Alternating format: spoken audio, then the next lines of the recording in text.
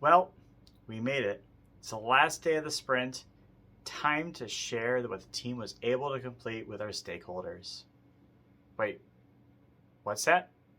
Oh, our stakeholders can't make it? And we have nothing to demo? So we're canceling review? Again? It'd be great if we had a sprint review anyways. Or better yet, if we at least had stakeholders that came to our reviews in the first place. We could talk about what we worked on this last sprint. That would be nice. Well, that sounds like some scrumptious agility. I'm Jeff Stemple, a former software developer turned Scrum Master, and I'm here to help empower you to transform your Scrum team and make your sprint reviews provide value. But before we dive in, please help add value to this channel by subscribing, hitting the bell icon, and hitting the like button down below. In this video, I'm going to explain common misconceptions of what a sprint review is and what a sprint review isn't.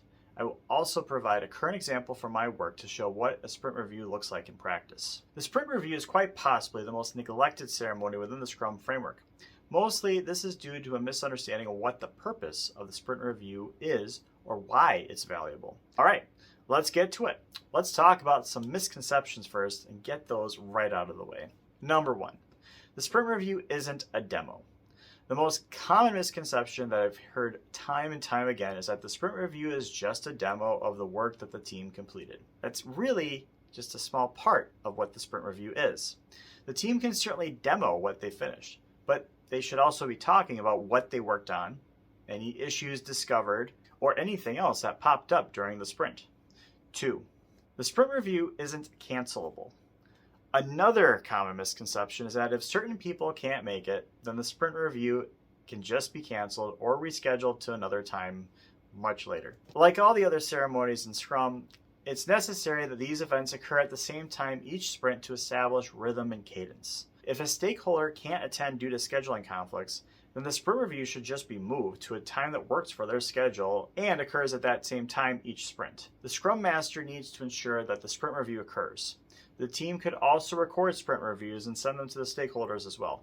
Granted, the problem with this is that you don't get that instant feedback, which is kind of the whole point of the sprint review. But at least you're having the sprint review and still communicating what you did, so that's a plus. 3.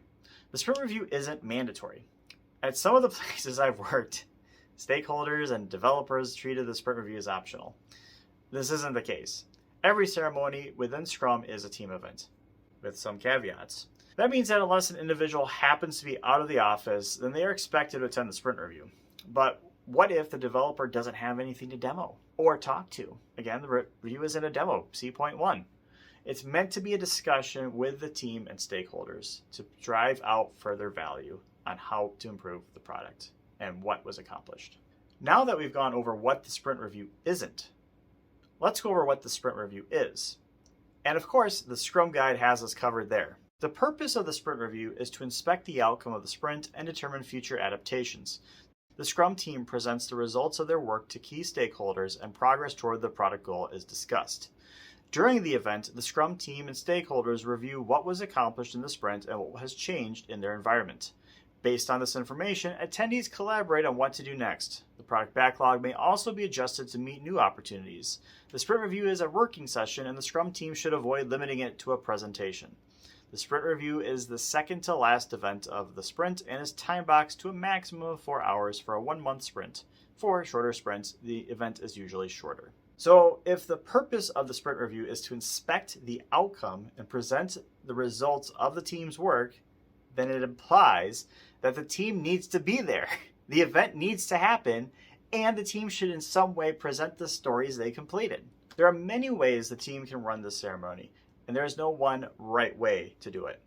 From my experience on a variety of Scrum teams, there are at least a few key elements that need to occur. And if you stick around to the end, I'll provide an example of what I'm currently doing on one of my teams. The first thing that should happen is the entire Scrum team and stakeholders are in attendance. Obviously, there may be times when people are out of the office due to illness or vacation or some other event, but these people should be there. I recommend that this event be recorded if you are meeting remotely so that those unable to attend can at least watch it and stay in sync with what is happening with the team. Number 2, a recap of what the team set out to do and what they were able to achieve. This is an excellent time to review the sprint goal, what work was pulled into the sprint during planning, and how the team performed. It's also good to recap any issues that the team faced during the sprint which may have impacted performance or prevented the team from completing what they set out to finish. Number 3, developers talk or show what they worked on in the sprint. This way, they can get immediate feedback from stakeholders to verify that what they are delivering is of value and what is desired by those asking for this work. This allows any changes that may be needed to be called out immediately and fixed when it's easier and less costly. As we all know, the longer we wait in the development cycle, we build things up off of that. So if there's a mistake at the foundation, the whole house is going to be all sorts of mess. Number 4, open and honest discussion.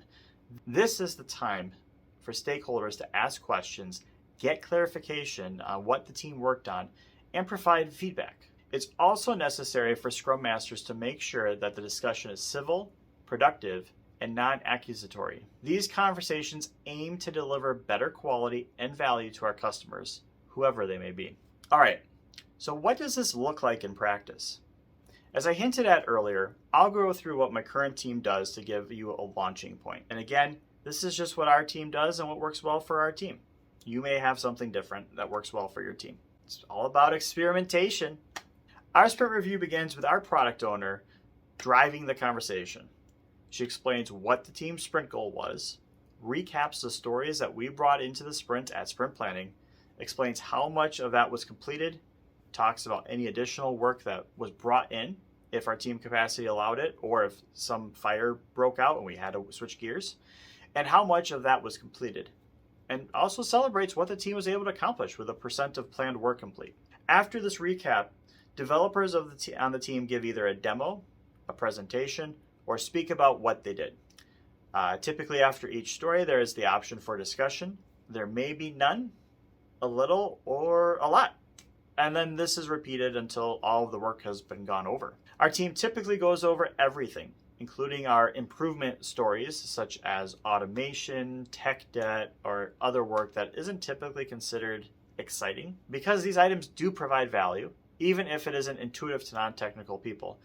Our team ensures that we describe it in a way that non-technical people can understand and see why we're doing it and appreciate the why. Once this discussion is over, our product owner talks about some of the user stories that are in the backlog that the team will likely pull in next sprint, and the sprint review ends. Any discussion that resulted in changes or new work that may need to be addressed is added to the backlog and prioritized by our product owner. That's it. If you have questions, ideas for future videos, or want to share what your team is doing for the sprint review, drop a comment below. And if you enjoyed this content, check out some of our other Scrumptious content. I believe it's either over there or over there, somewhere. And as always, be agile, serve others, stay scrumptious.